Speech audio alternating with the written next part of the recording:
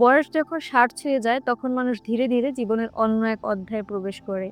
এই সময় টাকা পয়সা, চাকরি বা স্বপ্নের জন্য দৌড়ায় না, বরং চায় শান্তি, ভালোবাসা আর সম্মান।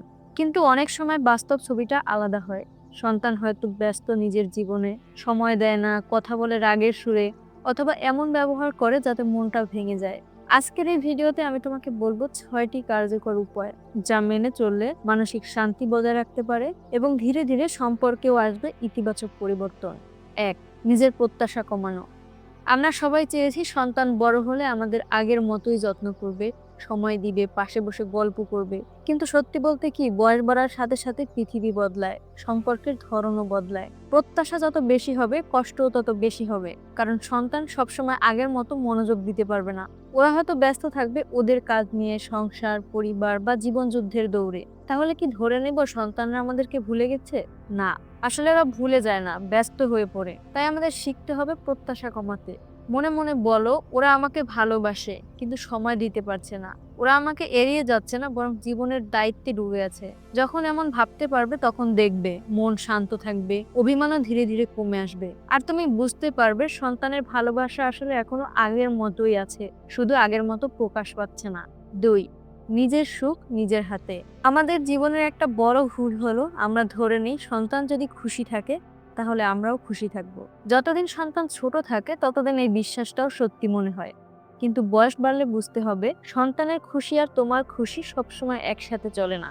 অনেক বাবা মা সারা জীবন নিজেদের আনন্দ বিসর্জন দিয়ে ভেবেছেন আমার সন্তানের হাসি আমার সুখ। কিন্তু যখন সন্তান ব্যস্ত হয়ে ওঠে তখন হঠাৎ মনে হয় আমি কি একা হয়ে গেলাম?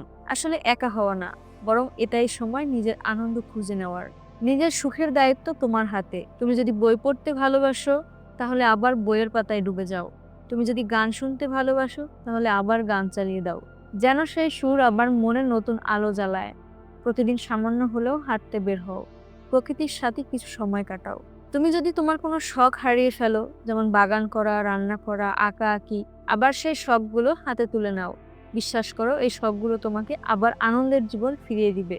সবচেয়ে বড় কথা হলো জীবন মানে শুধু সন্তান নয়, তুমি নিজেও এক সম্পূর্ণ পৃথিবী। তোমার স্বপ্ন, তোমার ইচ্ছা, তোমার আনন্দ সবকিছু এখনো তোমার ভেতরেই আছে।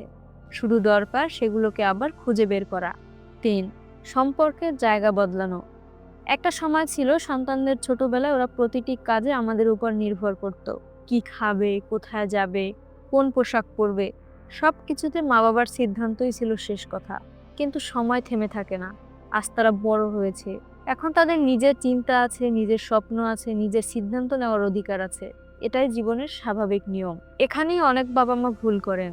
আমরা চাই সন্তানরা এখনো যেন আমাদের ইচ্ছে মতোই চলে। কিন্তু মনে রাখতে হবে, যে সম্পর্ক একদিন অভিভাবক আর শিশু ছিল সেটা এখন বদলে গেছে।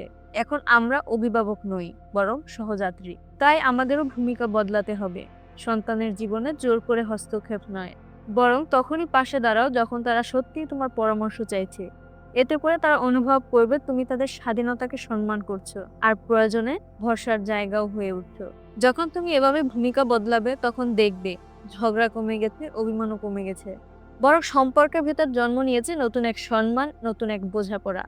কারণ ভালোবাসা কখনো হারিয়ে যায় না, শুধু তার প্রকাশের ধরনটা সবসময় বদলে যায়।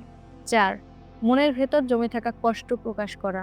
আমাদের সবার ভেতরে কিছু না কিছু কষ্ট জমে থাকে। অনেক সময় আমরা ভেবে নেই চুপ থাকাই ভালো, কারণ যদি কথা বলি তাহলে হয়তো ভুল বুঝবে, হয়তো কষ্ট পাবে। কিন্তু আসলে কি হয় জানো, আমরা যখন বারবার চুপ থাকি তখন সেই অভিমান, সেই কষ্ট ভেতরে ভেতরে জমতে থাকে। দিনের পর দিন জমতে জমতে একটা সময় সেটা মানসিক শান্তি নষ্ট করে দেয়। মন খারাপ, রাগ, হতাশা সব মিলিয়ে সম্পর্কের ভেতরে দূরত্ব তৈরি করে। তাই দরকার নিজের মনের কষ্টগুলো প্রকাশ করা। তবে সেটা রাগ করে নয়, অভিযোগ করে নয়, বরং শান্তভাবে এবং ভালোবাসা দিয়ে। যেমন সন্তানের কাছে গিয়ে বলো না তুমি আমাকে আগের মতো ভালোবাসো না, কারণ এতে ওরা প্রতিরক্ষামূলক হয়ে ওঠে। কথাটা আঘাতের মতো লাগে। বরং তুমি বলো তুমি যখন আমার পাশে থাকো না তখন আমি একা হয়ে যাই।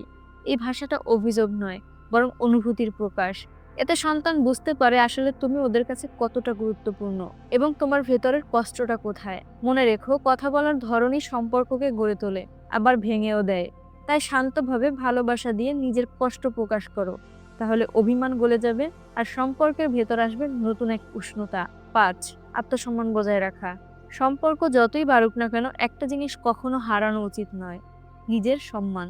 অনেক সময় বয়স বাড়লে আমরা নিজেরাই মনে করি এখন তো আমি কারো কাজে লাগি না। কেউ কেউ আবার সন্তানের অবহেলায় ভেবে বসেন হয়তো আমার আর কোনো মূল্যই নেই।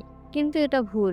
তুমি যেমন ছোটবেলায় সন্তানকে বড় করার জন্য ভরসা ছিলে, ঠিক তেমনি আজও তোমার ব্যক্তিত্ব, তোমার অভিজ্ঞতা সবকিছুর আলাদা গুরুত্ব রয়েছে। সন্তান যদি কখনো অবহেলা করে তবু মনে রেখো নিজেকে ছোট করে দেখা যাবে না। কারণ তুমি যদি নিজেকে অবমূল্যায়ন করো তাহলে পৃথিবীর কাছ থেকে সেই সম্মানটা আদায় করতে পারবে না। তাহলে কিভাবে আত্মসম্মান ধরে রাখবে? বাড়ির ছোটখাটো কাজে নিজেকে যুক্ত রাখো, বন্ধু বান্ধব বা সমবয়সীদের সাথে নিয়মিত সময় কাটাও, নিজের সিদ্ধান্তে আস্থা রাখো এবং নিজের অভিজ্ঞতাকে হেয় না করে গর্বের সাথে প্রকাশ করো। মনে রেখো, যতদিন তুমি নিজেকে সম্মান দিবে ততদিন পৃথিবীও তোমাকে সম্মান করতে বাধ্য হবে। আত্মসম্মান শুধু তোমার নয়, এটাই তোমার সন্তানদের কাছেও সবচেয়ে বড় শিক্ষা হয়ে থাকবে। 6, আধ্যাত্মিকতা ও শান্তির পথ। জীবনের প্রতিটি অধ্যায় আমাদের জন্য নতুন নতুন শিক্ষা নিয়ে আসে, কিন্তু জীবনের শেষ অধ্যায়ে আসল শান্তি আসে ভিতর থেকে। আমরা যখন ভেতরে শান্ত থাকি তখন বাইরে যা হয় আমাদের মনকে খুব বেশি নাড়া দিতে পারে না। এর জন্য প্রয়োজন আধ্যাত্মিকতা। ধর্ম, প্রার্থনা, ধ্যান যাই করো তার মধ্যে মনকে শান্ত করার চেষ্টা করো। প্রতিদিন কিছু সময় নাও নিজের জন্য, শুধু বসে চুপচাপ থাকো, নিজের ভেতরের অনুভূতিগুলোকে বোঝো। ধ্যান বা প্রার্থনা করলে মন শান্ত হয়, মনোবল বাড়ে আর জীবনের ছোটখাটো ঝামেলা সহজ হয়ে যায়। এই শান্তি শুধু তোমার জন্য নয়, এটা সন্তানদের সঙ্গে সম্পর্কেরও প্রভাব ফেলে। যখন তুমি ভেতর থেকে শান্ত থাকো তখন সন্তানও বুঝে তুমি এখনো শক্তিশালী, শান্ত আর সম্মানযোগ্য। মনে রেখো, শান্ত মানুষকে সবাই সম্মান করে। তাই ভেতরের এই পর্বে অভিমান বা ক্ষোভের চেয়ে ভেতরের শান্তি খুঁজে পাওয়া সব থেকে বড় উপহার। আত্মা শান্ত থাকবে, মন খুশি থাকবে এবং সম্পর্কের ভেতরে সেই প্রভাব ছড়িয়ে পড়বে। শেষ কথা হলো, জীবন যেমনই এগোয় না কেন, ভালোবাসা, আত্মসম্মান, শান্তি এসব তোমার সব থেকে বড় সম্পদ। এই সম্পদ ধরে রাখলে তুমি নিজে খুশি থাকবে এবং সন্তানদের সঙ্গে সম্পর্ক সত্যিকারের ভালোবাসা ও সম্মানের সাথে টিকে থাকবে। 60 বছর বয়স মানে জীবনের শেষ নয়, বরং নতুন শুরুর সময়। এখন তোমার সময় শান্ত থাকার, নিজের আনন্দ খোঁজার আর সন্তানদের প্রতি ভালোবাসা ধরে রাখার। মনে রেখো, ভালোবাসা একদিন না একদিন ফিরে আসে। হয়তো সন্তান এখন ব্যস্ত, কিন্তু তুমি যদি ধৈর্য ধরো, ভালোবাসা দিয়ে এগিয়ে যাও, তবে সম্পর্ক আরো সুন্দর হবে। তো বন্ধুরা, আজকে ভিডিওটি এই পর্যন্তই। তোমার যদি আমার ভিডিও ভালো লেগে থাকে তাহলে অবশ্যই চ্যানেলটি সাবস্ক্রাইব করে পাশে থাকো। আর আবার দেখা হবে নতুন কোনো ভিডিওতে। সেই পর্যন্ত সবাই অনেক অনেক ভালো থেকো। আল্লাহ হাফেজ।